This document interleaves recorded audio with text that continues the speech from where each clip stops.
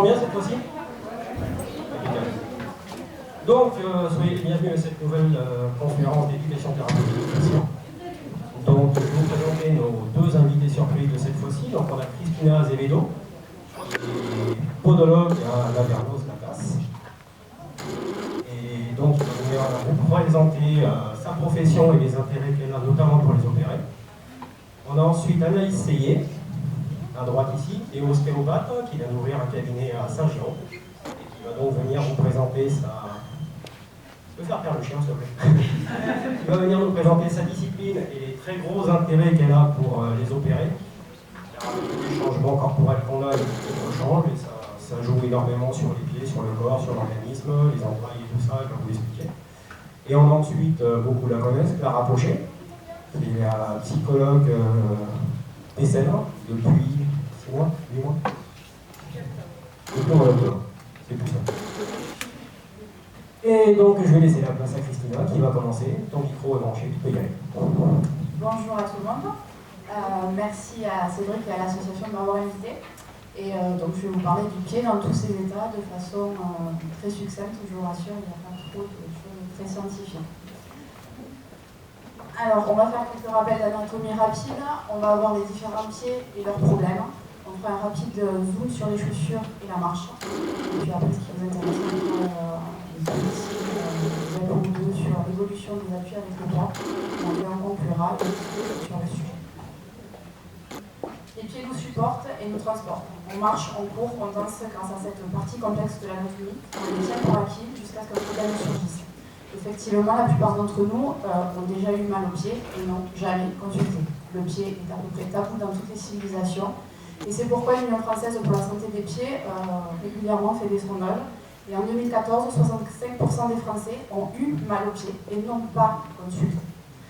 Pourquoi? Parce que les pieds, on les enferme dans une chaussure, on n'y fait pas attention, et puis de toute façon, ça finira bien par passer. Alors le pied, c'est 26 os de sésamoïdes, une partie complexe qui se détermine en 3 groupes majeurs. Le tarse, donc l'arrière du pied, le métatarse, le milieu du pied, et les orteils. C'est une partie du corps qui est dotée de terminaisons nerveuses nombreuses, qui est dotée également de glandes sudoripare, donc on transpire des pieds énormément, et qui est dépourvue de poils et de glandes sébacées. Donc la peau est très sèche et non grasse. Donc on a au niveau de cette peau-là une complexité, c'est-à-dire qu'elle est dotée de terminaisons nerveuses, donc reçoit énormément d'informations, et effectivement le fait que ça soit sec, on va avoir certains problèmes qui vont en découler. Le pied, vu de l'arrière, on a l'articulation talocrurale, que l'on connaît plus sur le nom de la cheville, qui va déterminer les axes calcanéo-jambiers, donc les schémas que vous voyez ici. Ici, on a l'extérieur du pied, la malléole externe, donc ce qui va déterminer ici un axe valgus, donc un pied qui va vers l'intérieur, et de l'autre côté, un pied varus, donc une cheville qui va vers l'extérieur. Pourquoi c'est important pour nous en tant que pédicure podologue? C'est ce qui va déterminer effectivement le départ des appuis au sol. Alors on peut déterminer les différents pieds en fonction de 2 grands axes. Le premier, les orteils. Donc on a tous regardé une fois ou deux ces orteils et on se rend compte qu'on n'a pas tous les mêmes pieds. Alors grossièrement il y a 3 types de pieds, égyptien, carré et grec, en fonction effectivement de la morphologie de vos orteils. C'est-à-dire que si effectivement vous avez ce type de pied-là, pour environ 50% de la population, vous avez un pied égyptien. Si vos 3 premiers orteils sont à peu près de la même longueur que 27% de la population française, je parle, vous avez un pied carré. Et si effectivement votre deuxième orteil est plus long que les autres, vous avez un pied grec. Le pied grec va permettre effectivement d'avoir une protection sur la dénivellation du premier orteil ici, ce qui va empêcher d'avoir ce qu'on appelle communément un oignon. On peut aussi déterminer le pied en fonction de la concavité de l'arche interne, c'est-à-dire de la voûte plantaire, et on déterminera effectivement au milieu, au centre, un pied physiologique, c'est-à-dire qu'on a un pied qui n'est pas trop creusé. La première image ici, où effectivement on a un affaissement du système squelettique, on aura un pied plat. Et quand on a effectivement une concavité, une arche interne très prononcée, on a ce qu'on appelle un pied creux. Ces éléments-là vont nous permettre, en tant que pédicure podologue, d'analyser vos empreintes au sol et donc de déterminer des pieds plats et des pieds creux. Au-dessus, ici, vous avez ce qu'on appelle une empreinte normale, donc avec une voûte plantaire ici qui est marquée. Et plus la voûte plantaire va s'élargir et se marquer au sol, plus on aura un pied creux là. Contrairement, quand on a effectivement une rupture de l'arche extérieure, qu'on arrive ici à ces empreintes-là, on a ce qu'on appelle des pieds creux. Le pied plat est physiologique chez l'enfant, donc jusqu'à l'âge de 4-5 ans, on ne s'inquiète pas de voir un enfant qui marche et qui n'a pas de voûte plantaire marquée. Effectivement, on a les petits besoins des enfants qui sont comme ça. Par contre, avec l'âge, ça devient pathologique quand il n'y a pas de prise en charge, et donc on peut arriver à ce genre de résultat-là chez les adolescents. Et plus tard, bien évidemment, à l'âge adulte, quand il n'y a pas eu de correction. Donc un affaissement du médio-pied, et donc, si vous vous rappelez avec la diapositive précédente, un valgus de l'arrière-pied qui est très marqué. Le souci, mis à part esthétique de ces pieds-là, c'est bien évidemment les douleurs qui vont en découler et l'usure de vos chaussures. Contrairement, le pied creux, c'est ce genre de photo, donc avec une marche interne et une concavité très marquée. Et ce genre de pied-là n'est pas congénital. C'est-à-dire qu'effectivement, quand on est, j'insiste, on a bien les pieds plats et non creux. Et donc quand on a un enfant qui présente ce type de pied, il doit nécessairement, obligatoirement consulter. Parce que ça peut être le détecteur de marqueurs de maladies neurologiques. Et donc je vous invite fortement à surveiller le pied de vos enfants et à les consulter. En tant que podologue, effectivement, on regarde les empreintes de nos patients, on les fait monter sur un podoscope qui nous permet effectivement de voir comment les pieds se posent. Et donc vous avez ici, donc vous avez ici deux types de pieds. Donc le premier qui se trouve là, où on voit bien que le pied dessous est bien marqué, donc un pied plat. Et ici, vous avez deux ronds, un pied creux. Pourquoi on parle de là? Puisque vous le verrez plus tard, le pied c'est la fondation de votre squelette. Et suivant comment vous avez posé vos pieds au sol, effectivement, tout le reste va en découler. Anaïs plus tard vous en parlera de façon plus prononcée. La technologie moderne nous permet aujourd'hui d'avoir des images via informatique et donc de parler de pression au niveau de vos pieds. Ici, on a une empreinte de pied physiologique, donc normale, où effectivement on a une répartition uniforme des appuis au sol. Et donc, on peut dire que cette personne-là a peu ou pas de problème. Par contre, sur les deux images suivantes, on voit bien sur la celle du haut qu'on a un appui qui est élargi et on a un pied gauche qui est plus prononcé, donc sur des pieds plats, et en bas, l'image de pied creux. Donc ces personnes-là, effectivement, vont avoir des soucis de tendinite, des soucis d'appui de corps et autres, et sont des personnes qui iront consulter quand ils seront bien orientés et conseillés. Les pathologies du pied, elles peuvent être diverses, notamment au niveau cutané. Donc les petits points jaunes que vous voyez là, c'est ce qu'on appelle des durillons. Ici, obligatoirement, un déficit d'appui, c'est-à-dire qu'il y a un problème. La personne appuie trop sur son pied à l'avant, et donc du coup, la peau réagit, s'épaissit pour se protéger, et forme ce durillon-là. Au bout d'un certain temps, le durillon devient agresseur, et finit effectivement par agresser les tissus sous-jacents, fait mal, et du coup on a effectivement ces espèces de petits cailloux dans la chaussure qui nous gênent au quotidien. Des déformations squelettiques osseuses que vous voyez en dessous, la première que l'on connaît tous et qu'on appelle le nom hallux valgus, communément l'oignon, c'est la déformation du premier métatarsien, ici, et du premier orteil qui forme un angle qui est anormal. On retrouve ça très souvent chez nos grands-mères, on en a tous vu, et effectivement ça finit par abîmer la chaussure, mais ça finit surtout par faire des lésions ici au niveau du cercle rouge, qui deviennent très rapidement gênantes.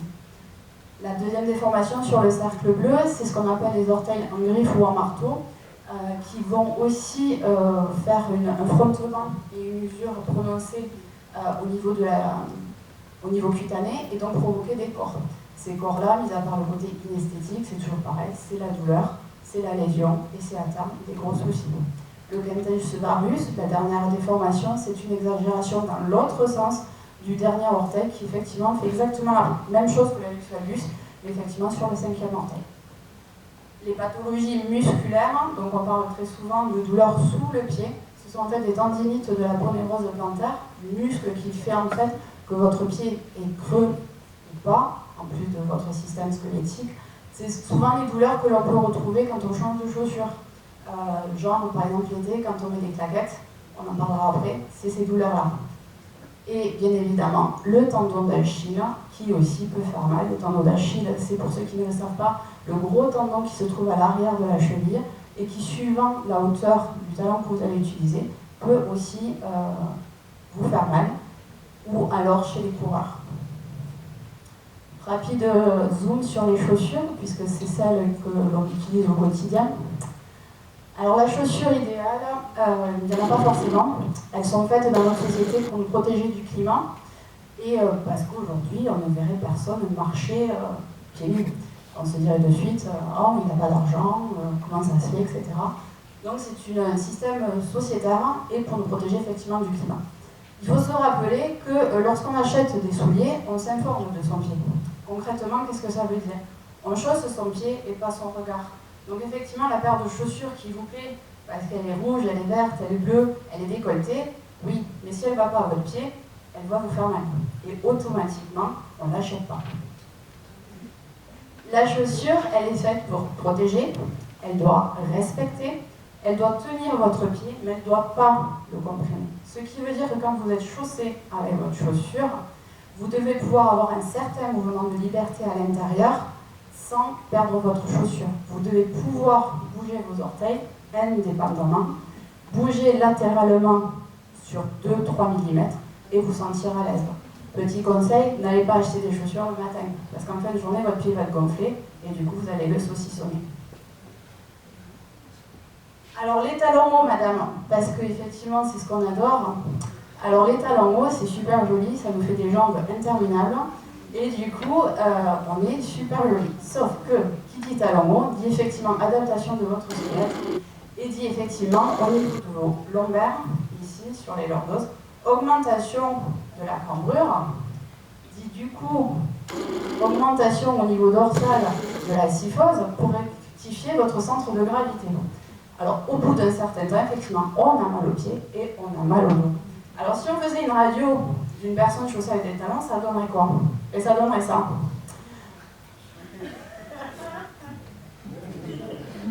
C'est pas un montage, c'est de la réalité.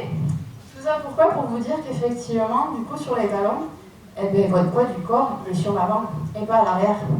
Donc, pour information, quand on augmente de 2,5 cm votre hauteur de talon, votre poids du corps est surchargé de 25% à l'avant du pied.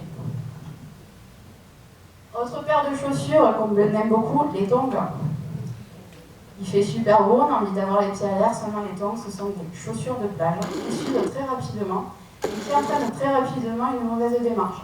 Donc du coup, des tendinites, ce que je vous parlais tout à l'heure, la ponérose plantaire, le dessous du pied, voire même au niveau du tendon d'Achille. Mais bon, c'est quand même super sympa à porter, donc comment on fait? Et bien du coup, on achète des tongs à sa taille, et pas des tailles uniques, et on s'assure qu'elles aient des semelles épaisses. Et dès qu'elles sont usées, on jette. Les minimalistes, on en voit dans tous les magasins spécialisés de running, et ça arrive de plus en plus. Alors bien que le pied n'est pas fait pour être chaussé, on s'interroge de plus en plus sur ce type de chaussures, tout simplement parce qu'elles ne permettent pas un amorti au niveau du talon, elles ne permettent pas une correction, elles ne permettent pas au niveau podologique d'incorporer des semelles orthopédiques et donc du coup augmente la proprioception, c'est-à-dire l'influx nerveux au niveau de vos pieds, ce que vous captez au niveau de vos pieds. Mais bon, ça fait un surplus d'informations et notre société aujourd'hui n'est plus habituée à ça. C'est-à-dire que si on mettait aujourd'hui tout le monde en minimaliste, il y aurait des gros soucis. Par contre, si on prend l'exemple des Kenyans qui courent des marathons pieds nus et qui arrivent sur des résultats extraordinaires, oui, parce qu'ils sont habitués dès le plus jeune âge et génétiquement, excusez-moi du terme, programmés pour pouvoir utiliser le dessous de leurs pieds de façon nue. Nous, on n'est plus habitués à ça. Dans tous les cas, si certaines personnes étaient tentées par ce type de chaussures, elles demandent une adaptation progressive et d'être très bien conseillées. Ils ne s'utilisent pas, bien évidemment, pour tous les sports. Alors le pied et le sport, à chaque chaussure son sport et inversement. Donc on ne court pas un marathon avec des talons aiguilles, même le jour des soldes. On fait bien sûr des pointes de danseuses avec des pointes, mais on ne se balade pas avec toute la journée. Et ce genre de chaussures, c'est du grand art, mais c'est pas fait non plus pour être toute la journée avec. Donc la chaussure, le sport, quel qu'il soit, ça demande beaucoup de conseils, de patience, de temps pour les choisir. Et pour les chaussures de running, de sport, s'il vous plaît, toujours universelles. Parce que si effectivement vous vous amusez à écouter certains conseils de vendeurs qui vous demandent d'être pronateur, suivant votre axe de pied, ou supinateur, vous allez être embêté le jour où vous allez porter des semelles. Donc je n'ai aucune critique à faire sur certains magasins de chaussures qui sont hyper calés, mais faites-y attention. Alors ça, on y est bien comme dans des chaussons, il n'y a pas de souci, mais elles ont besoin d'une retraite, il n'y a pas de souci. Au bout d'un moment, vos chaussures, il faut oser les jeter, il n'y a pas de problème. Pourquoi je vous montre ça aussi? Parce qu'il y a une grande mode actuellement de se séparer de ses chaussures, de vendre sur internet et autres. On m'a appris, moi, qu'il y a 3 choses qui ne se prêtent pas: chaussures, conjoints et stylos. Donc du coup, quand votre aîné n'utilise plus ses chaussures, on n'en fait pas bénéficier le plus petit, on jette.